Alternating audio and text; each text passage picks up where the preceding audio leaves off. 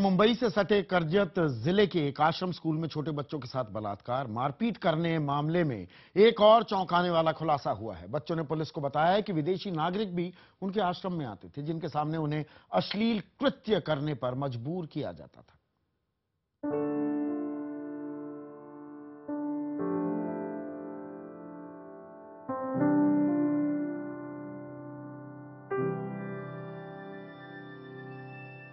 आश्रम की आड़ में मुंबई से सटे करजत में बच्चों का होता रहा यौन शोषण।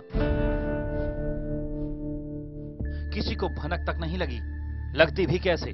आश्रम जंगल के बीच था, न आसपास कोई गांव, इंसानी नजर से दूर। कौन यहां आता जाता, यहां क्या होता, किसी को कानो कान खबर नहीं। यूं तो आश्रम बनाया गया था गरीब बच्चों की पढ़ाई के नाम पर, मगर दरअसल यह था उनके लिए जहन्नुम।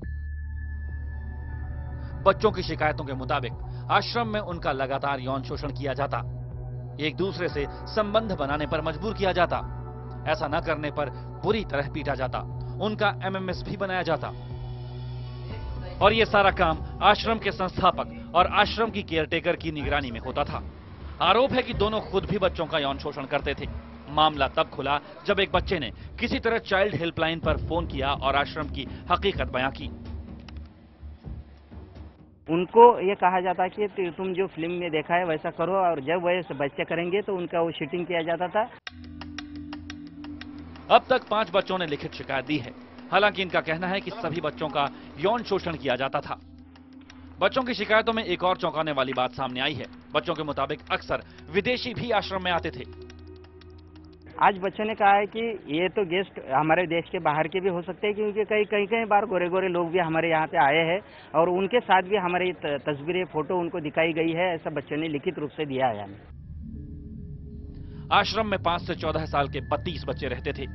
बच्चों को इस जहन्नुम से बचाने वाली संस्था रायगढ़ चाइल्ड लाइन को स्थानीय पुलिस पर भी आश्रम चलाने वाले लोगों से मिले होने का शक है।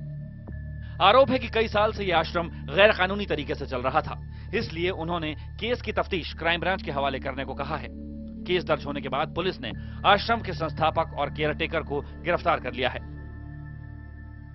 ये है कि सिर्फ अभी जो कठपुतलियां है, जो 2 लोग यहाँ पे गिरफ्तार हुए, वो तो बेसिक 2 सामने आने वाले लोग हैं, लेकिन उनके पीछे भी बहुत सारी संगठनाएं। इसमें 2 लोगों को अरेस्ट किया गया है।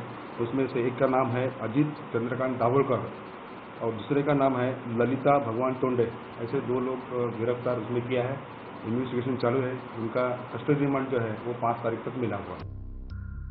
आखिर क्यों करजत पुलिस जांच से पहले ही विदेशियों के यहां आने की बात को नकार रही है?